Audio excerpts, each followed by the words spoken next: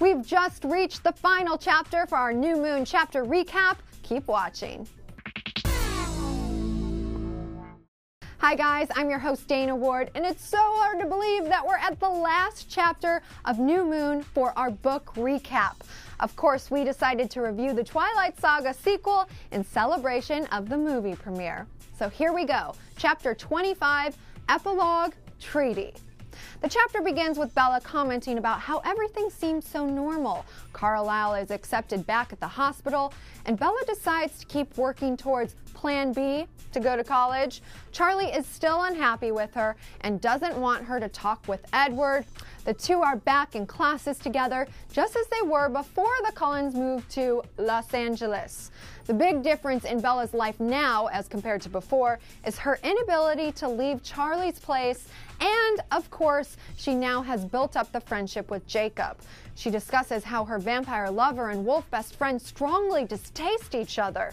Jake won't even take Bella's phone calls. Billy even tells her that he doesn't want to talk to her. But when Bella brings it up to Edward, he comforts her by saying they don't hate her, it's just the situation that they hate. And he continues to say that Jacob knows the Cullens have returned and likely knows that Bella is with him. Edward explains that both groups are what they are, and that while Edward could likely control himself, Jake really couldn't because he's young and any sort of confrontation would probably end in a fight between the two of them. Now this conversation ends as Bella demands she get home by the curfew set by Charlie, yet Edward first tells Bella that Charlie is going to be furious with her anyway, pointing out that her motorcycle is parked at the house. She frantically wonders why Jacob would do that to her and tell her secret, causing Bella to tear up. She's angry and feels betrayed, finding out from Edward that Jake is waiting, causing her to storm towards the house. Edward stops her. Bella is told that Jacob waits in order to act as the messenger for the entire pack. A bigger Jacob waits near the trees, and Edward stands in front of Bella, being sure to keep a distance. Bella demands to know why he told Charlie about the motorcycle, to which he says it's for the best. Then Edward breaks in that Jake probably just wanted her to be grounded so she couldn't spend time with Edward. Yet when she explains that she hadn't been down to La Push to complain about his unanswered phone calls because she was already grounded, Jacob is slightly taken aback. Edward again interrupts that Jacob thought he was holding her back, not Charlie, and Jake responds that Edward's powers are just as strong as Bella described. In fact, Edward says that he needs to say something, just as Jake attempts to control his shivers and transformation. Edward sincerely says thank you to Jacob and states that he owes him for the rest of his existence. He's talking about how Jacob kept Bella alive. Quickly, Jacob responds that he didn't do it for Edward, and Edward wants to know if there's anything he can do for him, and when he reads Jake's mind, he says that it's not in his power to do so, and it's Bella's power. Edward says, quote, "I'm here until she orders me away."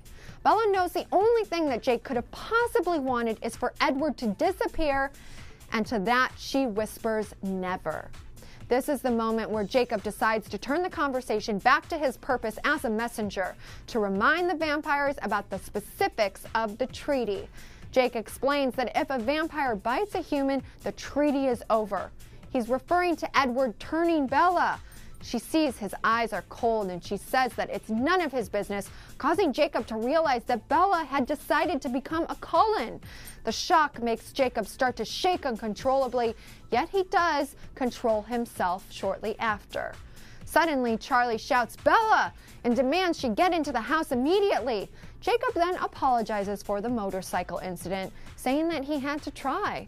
Then Edward adds that they found no trace of Victoria on the vampire side of the land, and Jake adds that they almost had her, but she took off at the last minute.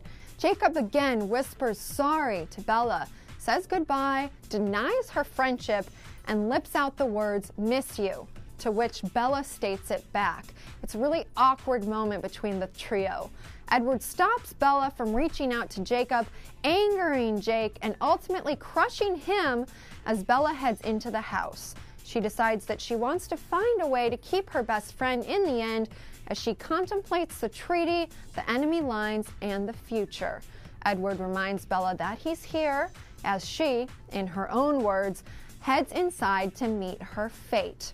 So what is this fate that she's talking about? Of course, this is the end of the chapter, and thus it's the end of the book.